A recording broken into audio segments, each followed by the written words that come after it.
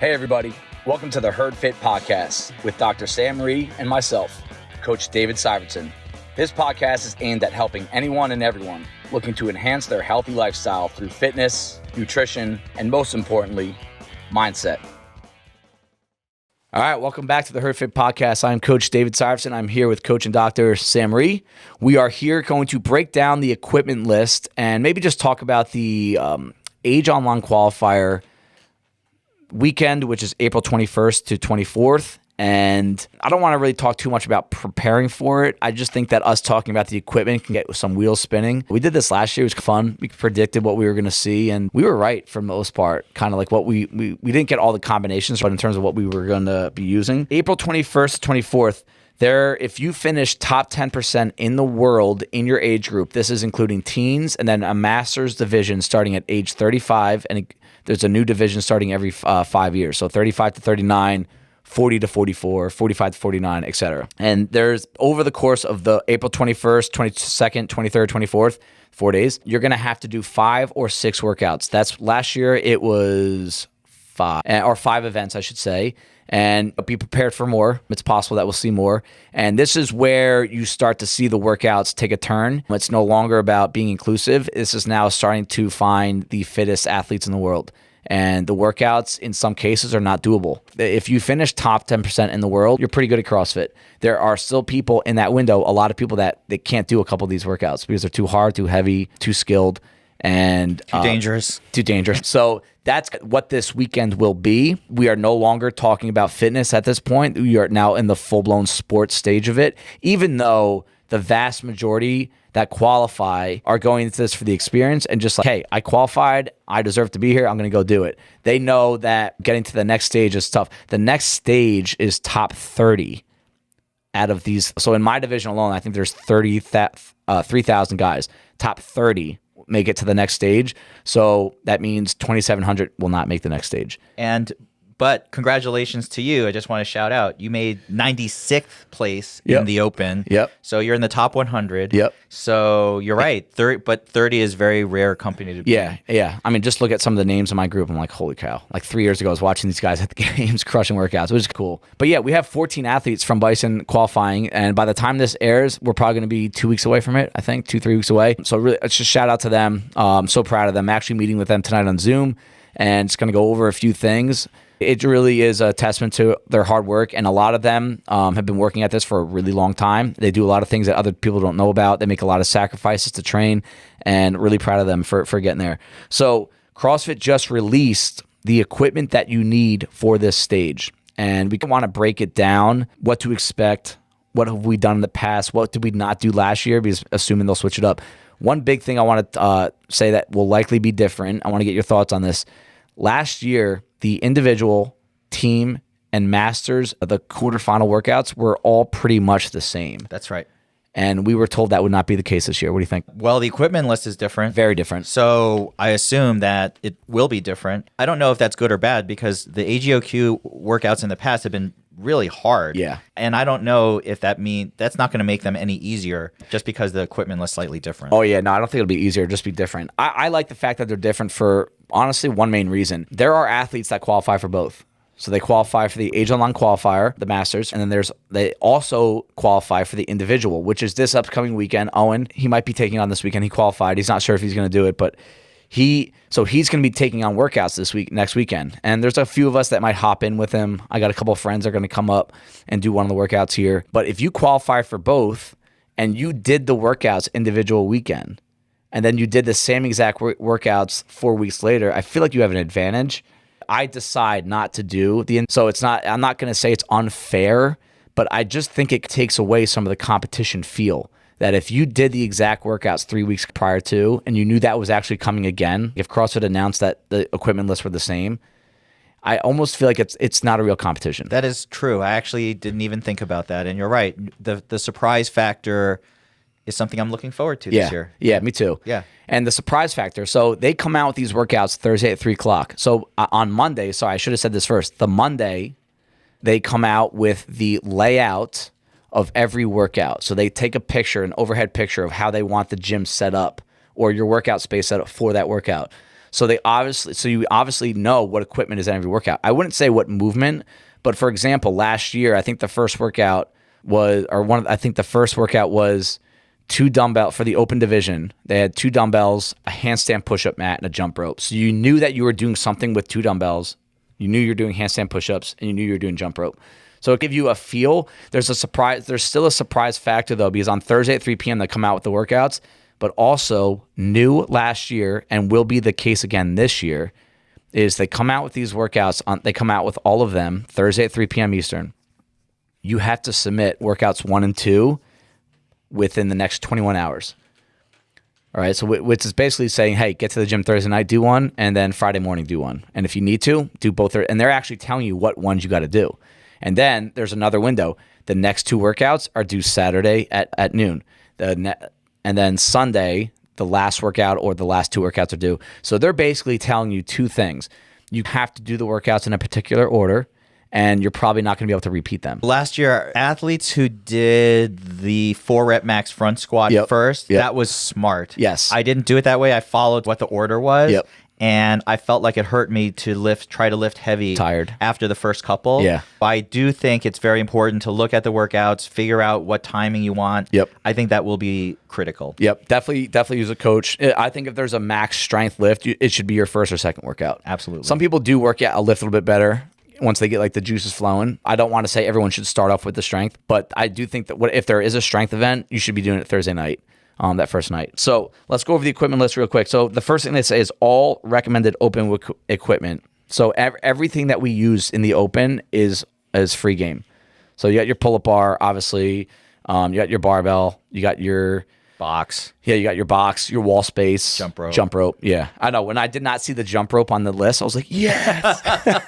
I was like, oh, wait, all the equipment. So that's just whatever. We need to break that down. The first thing, 30 feet of flat space suitable for movements covering distance. We talked about this before. Yep. So either handstand walk or lunges. Yep. And I will say this, there's a rumor and from a reliable source that 22.1 was supposed to be shuttle runs instead of box jumps in the Dave Castro version of the workout. So could they put shuttle runs at this stage? It's possible. So I think we need to be anticipating 3 things: handstand walks, walking lunges, and shuttle runs. I anticipate a lot of pulled hamstrings on that one. Oh yeah, I'm not training shuttle runs at all. I'm just going to assume that's not the case, but just be ready. If there's a wrinkle, just be ready for that. And yeah, you have to anticipate walking lunges and or handstand walks. And it's possible that you'll see both. It's possible that you'll see them in the same workout. And 30 feet is something we have pretty easily set up in our gym. Not every gym, not every garage especially, is set up that way. That is partially why they tell athletes that if you are a garage CrossFitter, you should be finding an affiliate to do these workouts at. Is there anything you can really train for? Sure. Get on your hands, do some walking lunges. One thing I would tell athletes to train for, I just did a walking lunge workout today, is break down how many steps it takes you to get that distance.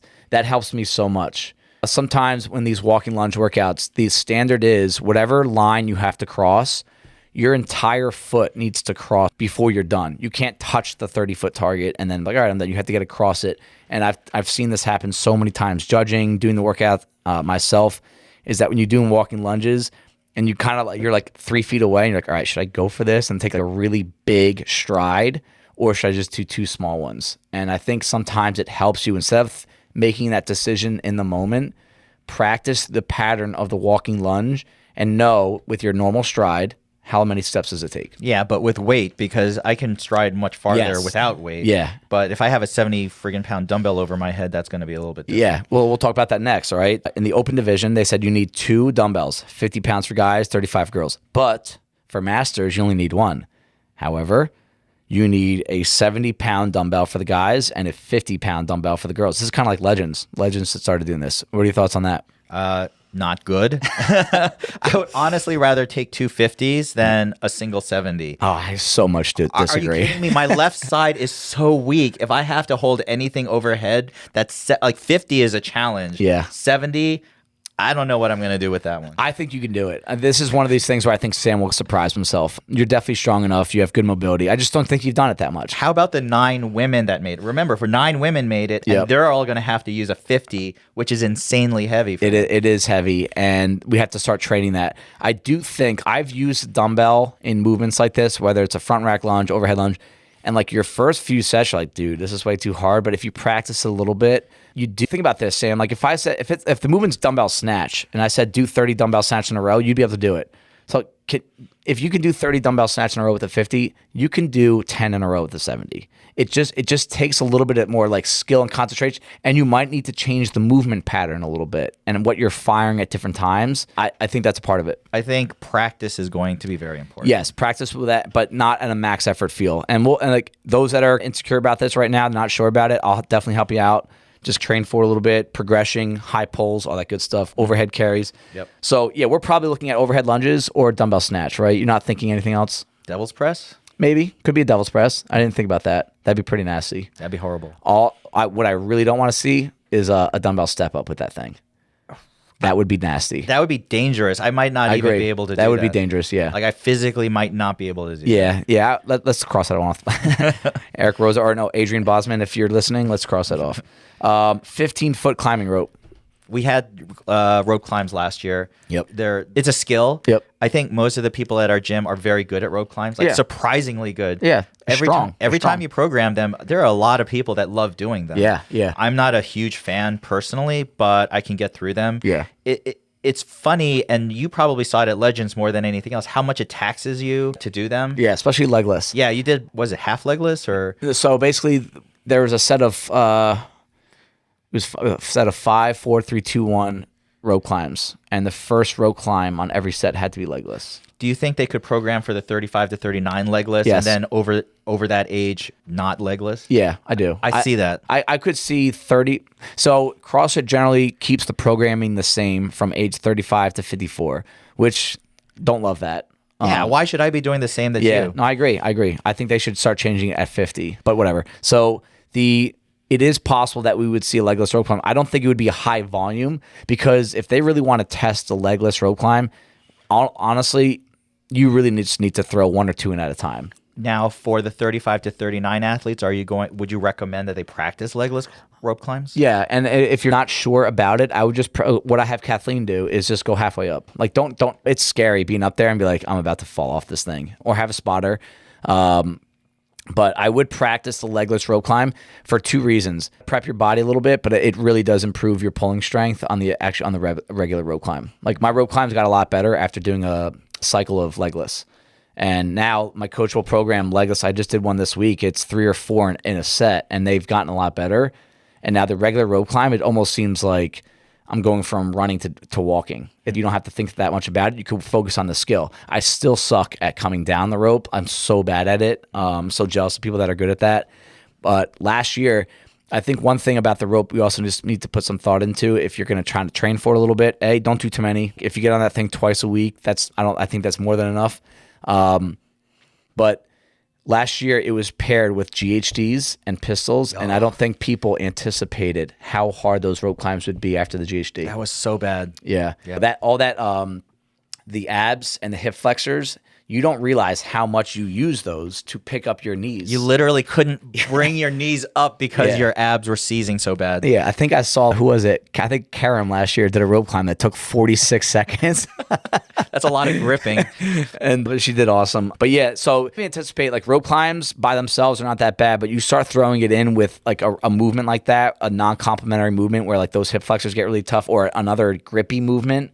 Like if you have to do deadlifts and rope climbs, you got to anticipate that a little bit, that your approach on them might change. But the GHD is not in the Masters. Yes, there is no GHD in the Masters this year. I'm upset by that. But so you won't see that workout. That will not be a repeat. I did a lot of GHDs this year in preparation, and it's good for my core. It's good for a lot of other movements. So I'm not mad. Yeah, but I want to see them. If I saw a repeat of that last workout from last year, I would have done much better this year. Yeah, and just put out that we don't have anyone from our gym in this group, but Masters 55 plus, your dumbbell is a 50-pound.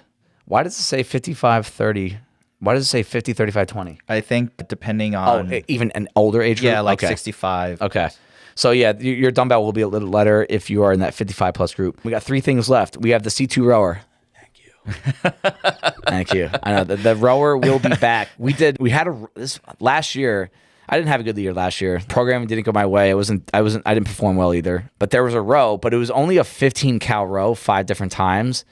And it just wasn't, that didn't really display any rowing capacity. What do you think about the rower? I'm not horrible at the row. I think they always seemed to use it in previous workouts as a heart rate elevator. Yeah. It favors the big guys. For sure. Listen, I'll just struggle through it. I think the women, I don't know. We have a couple women who are really good on the row. But a couple that also, they just struggle. I think we have a lot of people that are aerobic, like they can sustain pace for a long time, but they don't have the power to like go fast on it. And this is one where, I don't know. I mean, it really depends on how they program that row. If it's short, it's not so bad. If it's a long one. Yeah. So yeah, the bigger athletes usually have a little bit of advantage if the row's a bit longer or more power-based. And I've always thought that you can program such good complementary workouts with the rower. An example would be 50 cal row, 50 strict handstand push-ups, 50 cal row, because the people that really struggle with anatomy speaking could usually do well on the handstand push-up.